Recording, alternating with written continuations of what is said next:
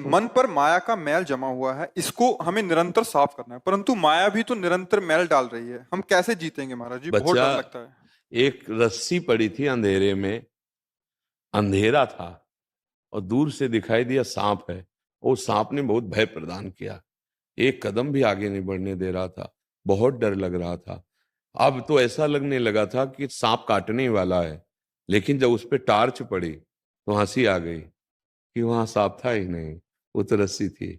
ऐसा ही कुछ है आपका प्रश्न। कोई माया नहीं है। किसे माया कहते हैं? हमारी चाहतें, हमारी कामनाएं, हमारे विचार, यही माया है। मां माने नहीं या माने जो, जिसकी सत्ता ही नहीं है, वहां न सांप था, न सांप है, न सांप रहेगा।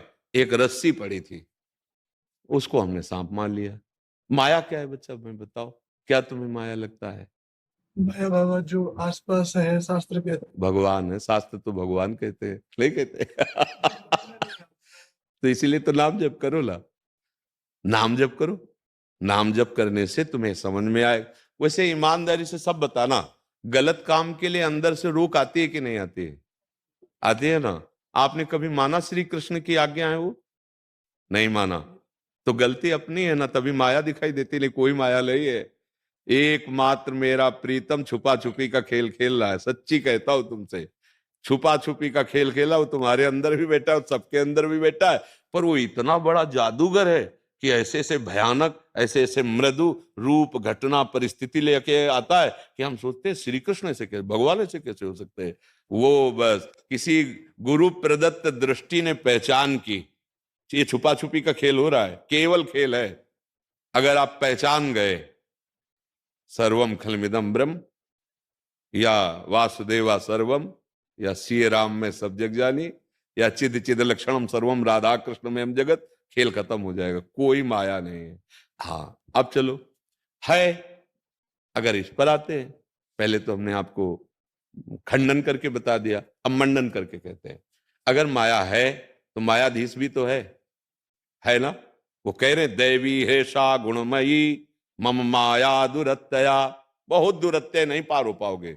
उपाय मामे वे प्रपद्यन्ते माया में ताम तरंत, मेरी शरण में आ जाओ, मैं तुम्हें पार कर दूंगा। तो बोले महाराज शरण कैसे हो जाता, हमको तो इतना भी ज्ञान नहीं। तो बोले फिर मेरे भक्तों का संग करो, वो मेरे मार्ग को जानते हैं, तब वहां निकल के आएगा। मत चित्ता मदगत प्राण बोधयंता परस्परम कथयन्ति च माम नित्यम तुष्यन्ति च रमन्ति च तेषाम सतत युक्तानाम भजताम प्रीति पूर्वकम ददामि बुद्धि योगम तम येन माम प्रयांति थे। खत्म खेल, योग प्राप्त हो गया। भगवान ने बुद्धि को अपने में लीन कर लिया, भगवदाकार बुद्धि। अब माया है नहीं, जिधर देखता हूं अपना प्रीतम दिखाई देता है, अपने प्यारे के सिवा कोई दूसरा है नहीं। बच्चा भगवान की शरण में होकर भगवान में चित्त लगाओ, मत चित्ता।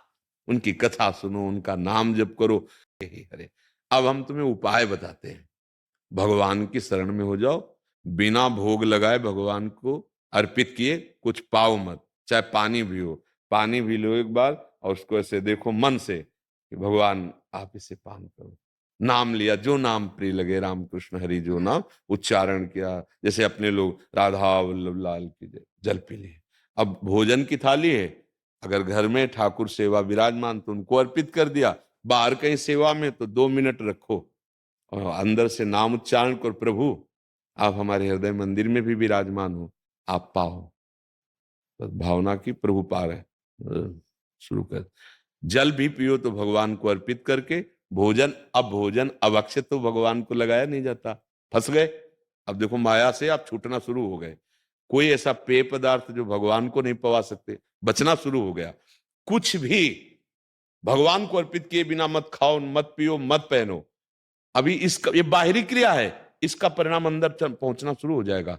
प्रसाद आपकी वृत्ति को पवित्र करने लगेगा। जैसे चरणामृत है, भगवान का उच्छिष्टामृत है, प्रसादी वस्त्र है, इनसे पाप नष्ट होते हैं। और अगर हम नहीं भोग लगाते तो यही पाप खाते हैं। गीता जी में भगवान नहीं कह रहे, वो हमारी बुद्धि को भ्रष्ट करता है। और नाम जब शुरू कर दीजिए, और जो कर्म कर रहे हो, किसानी, व्यापार, जो भी, वो 2-2 घंटे, 4-4 घंटे का ऐसा समय निकालो कि 4 घंटे हो गए, हे श्री कृष्ण 4 घंटे में जो भी कर्म किया यत करोषि वो आपको अर्पित, कृष्णार्पणम मस्तु। अभी शुद्ध होना शुरू हो जाएगा। करोगे ऐसा? हाँ, आप ऐसा, बिल्कुल सरल बात है। आगे के सब ज्ञान विज्ञान आने लगे, थोड़ा तो मजे, आप कह रहे हो ना जैसे कि मल बहुत लग गया है मन में, तो थोड़ा 1-2 बार मजे तो थोड़ा समझ में आवे कि सोना है कि चांदी, तब समझ में आवे कि मन है क्या। बहुत अच्छा मित्र है मन, सच्ची कहते हैं। ये जब तक भगवान से विमुख है तो दुर्गति करवा रहा। जिस दिन इसने नाम पकड़ा और जिस दिन इसने भगवान को पकड़ा, तो जैसे विषय नहीं छोड़ रहा ना, ऐसे भगवान को भी नहीं छोड़ेगा। प्रणाम है मन को, परमानंद में डुबो देता है। पर इसकी चाल यही है, बलवान है और अंधा है। जैसे अंधा आदमी हो ना, उसकी पकड़ बहुत मजबूत होती है। अब हमने पकड़ा दिया गंदी बातें, अब छुड़ा नहीं सकते इसको। अब चाहिए हमारे सहयोगी, क्योंकि बहुत बलवान है, तो सहयोगी गुरुदेव हैं। जब गुरु कृपा, मंत्र मूलम गुरु वाक्यम मोक्ष मूलम गुरु कृपा, जब वो कृपा करते तब समझ में आया दोष मन का नहीं है। हमने जहां मन लगाया, आप देख लो 5 दिन आपने गंदा पे पिया शराब, अब बच नहीं सकते। अब वो मांगेगा लाओ, अब कहोगे अब हम रह नहीं सकते इसके बिना। क्यों? क्योंकि आपने गंदा मार। अगर पहले कदम पे रोक देते, ना पकड़ाते, ना पकड़ता। चलो अब सत्संग के शब्द गए, अब तुम बलवान बनो और उसको छोड़ो और इसको पकड़ाओ नाम। तो सच्ची कहते हैं, जब नाम पकड़ लेता है ना, तो चाहे जागृत हो, चाहे स्वप्न हो, चाहे सुषुप्ति हो, जैसे धड़कन रुक जाए तो मर जाए, ऐसे प्रेमी के हृदय से नाम नहीं छूटता। सोवत हु रसना रटे राधा कृष्ण सुनाम। श्री पूज्यपाद रघुनाथ दास गोस्वामी जी के लिए हमारे ध्रुवदास जी ने वर्णन किया है कि ऐसे महापुरुष अनवरत निरंतर नाम, और वो सो रहे हो ऐसे कान लगा के सुनो तो उनकी देह से नाम निकलता, गूंजता, राधा कृष्ण राधा कृष्ण। सोवत हु रसना रटे राधा कृष्ण सुनाम। ये पकड़ लिया देखो मन ने, अब रोम रोम रग रग नाम में हो गया। नाम का बड़ा प्रभाव है।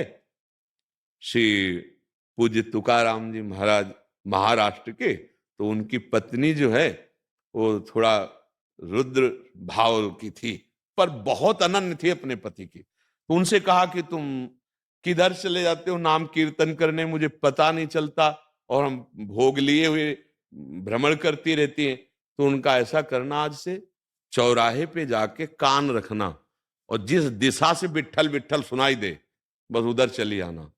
देखो कितना नाम छाया हुआ कि चरण जहां रख देते वो भूमि बोलती विट्ठल विट्ठल विट्ठल।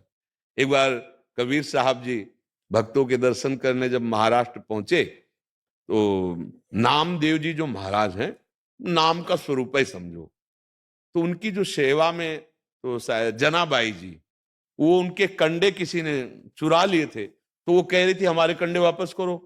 तो बोले तुम्हारे कंडे की पहचान क्या? बोले हमारा कंडा कान में लगा के देखो, बिट्ठल बिट्ठल आवाज सुनाई देगी।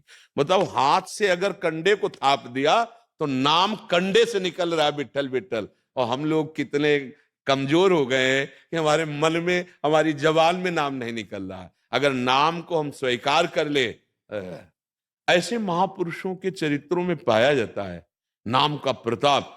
छू दिया। एक नारायण स्वामी जी हुए, गीता वाटिका में जाकर उन्होंने दिखाया, वो स्पर्श नहीं करते थे किसी को, तो एक नली रखते थे प्लास्टिक, भक्तों को अनुभव कराने के लिए कि ये अगर आप नाम जप कर रहे हैं और निरंतर चलने लगा तो तुम्हारे रोम रोम में नाम छा जाएगा। तो कहीं भी ऐसे नली लगा कान में लगाते थे, सुनाई देता था नारायण नारायण नारायण नारायण, क्योंकि सब चैतन्य घन हो जाता है। ये पंचभूत भी सच्चिदानंद भगवान की लीला है, केवल पंचभूत दिखाई दे रहे हैं, नहीं, ये सब भगवत स्वरूप हैं। जल भगवत स्वरूप, अग्नि भगवत स्वरूप, आकाश भगवत स्वरूप, पृथ्वी भगवत स्वरूप, वायु भगवत है ना। ये महान बलशाली वायु देवता इन्हीं से तो बना है। ये कोई निकृष्ट नहीं है। निकृष्ट तब जब भोगों में लगा दिया। अगर भगवान